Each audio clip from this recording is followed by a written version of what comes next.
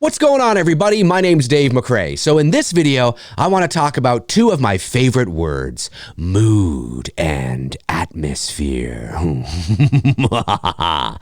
Listen, if you followed me for any length of time, you know that I am a huge fan of moody and atmospheric horror films. I love horror movies that are just dripping. I mean, dripping in mood and atmosphere. I just absolutely love it. But the reason why I wanted to do a video on those two words is because not too long ago, somebody asked me and said, "Hey, Dave, you love mood and atmosphere." Yeah. But what exactly is mood and atmosphere anyway? And what is the difference between mood and atmosphere? Is there a difference between mood and atmosphere, or are they just the same thing? And I thought, you know what? That's actually a really good question. I know the answer to it, but I thought that's a good question. And because those two words are tossed around really interchangeably when we talk about horror movies and things like that. And certainly I mention it a lot here on the channel, so much so that they may have even lost their meaning. And I thought, you know what, why not jump on to a quick video and talk about mood and atmosphere, because nobody's doing it, so I'll do it. I get it. So mood and atmosphere. Okay, well, there is a difference, believe it or not. And now there are some similarities and there is some overlap as well. Sure, absolutely. But at the end of the day, the best way to remember the difference between mood and atmosphere is, generally speaking, atmosphere is the environment, is the setting, and everything that goes into the setting. So all the set deck, right? You know what I'm saying? That is your atmosphere. And that atmosphere will create a mood. And the mood is the feeling that you get from the atmosphere. That's the Cliff Notes version. I can certainly dive really deep into it, but at the end of the day, that's the best way to remember it. Now, when I talk about mood and atmosphere, obviously I am talking about it as it pertains to the horror genre, horror movies, things that go bump in the night, eerie, creepy, foggy, mysterious. That's what I'm talking about, right? But you can have mood and atmosphere during the daytime. It's a blue sky, the sun is shining, the birds are chirping. That is your environment. That's the setting. That will no doubt create a mood, which will no doubt elicit a feeling in your audience. So there's all different kinds of moods and atmospheres. Is that grammatically correct? I don't know. But you know what I'm talking about. All different kinds of moods and atmospheres that can be created. But yes, when I talk about mood and atmosphere, when you talk about mood and atmosphere, chances are we're talking about it as it relates to when things go bump in the night. Okay, so how do you create great mood and atmosphere? Well, when it comes to horror movies especially, location, location, location. Especially if you are a low-budget indie horror filmmaker. And the primary reason for that is because, you probably don't have a lot of money. So location becomes incredibly important because, you may have this ambitious vision, but you have to downscale because you don't have a lot of money. But that's okay.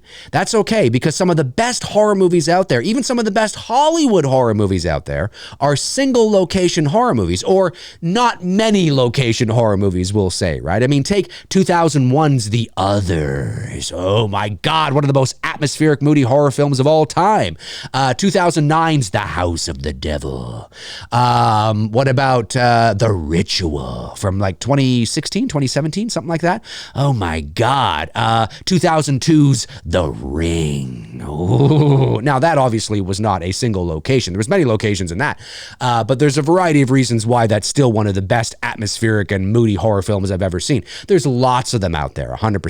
And by the way, if you're still watching this video, jump into the comment section below and let me know your thoughts on your favorite horror films that elicit terrific atmosphere and terrific mood to the point where you can feel it just dripping off the screen into your pores, into your veins. Jump into the comment section below and let me know what those horror movies are.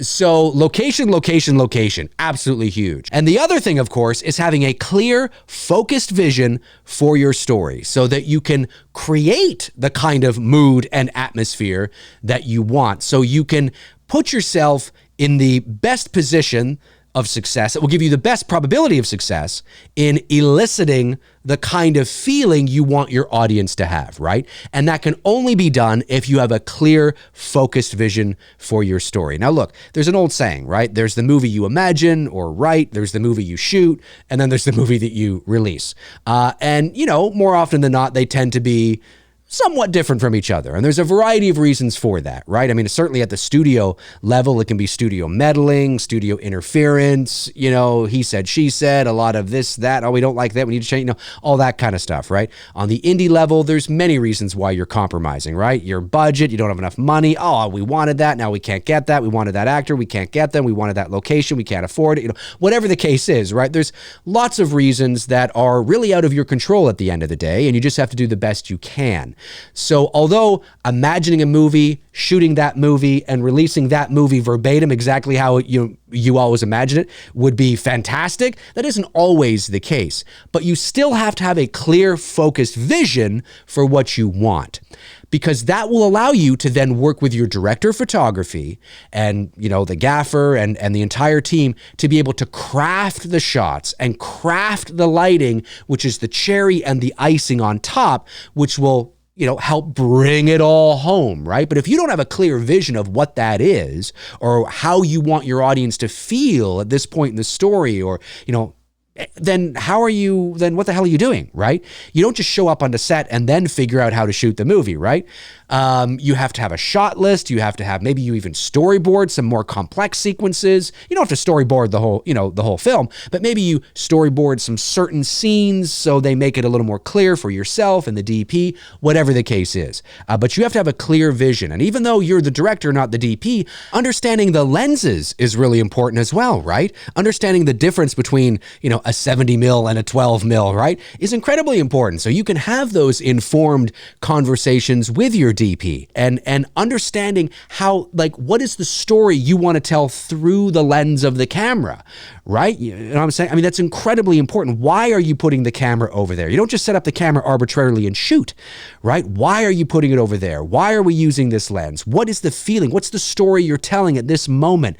You know, why are we doing this? Or, you know, I don't care if it's on sticks or if it's on a Dana dolly or if it's on a slider, or which is, you know, a Dana dolly is a type of slider, or if it's on a jib, or if it's on, you know, the Pee Wee dolly on track, or whatever the case is, there's reasons for that. It should never be, well, it's just a cool shot.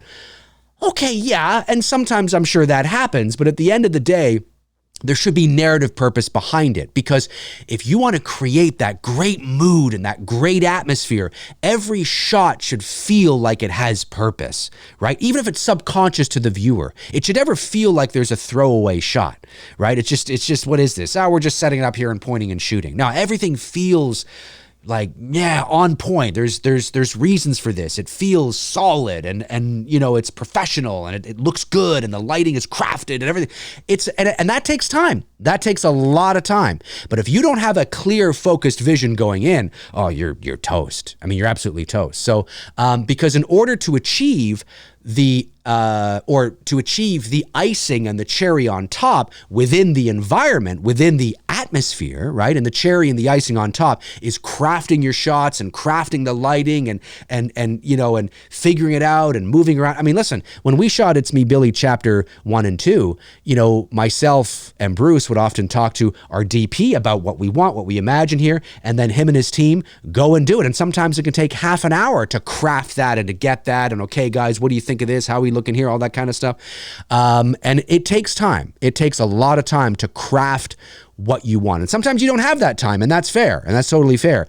But I'm just speaking about it as, you know, in a perfect world, in a perfect situation, you know, we all would have that time. But that's really important, you know, is understanding your vision and the kind of story it is and the feeling you want to create for your audience. And if you don't understand that feeling, then it's just how is anybody on your team supposed to help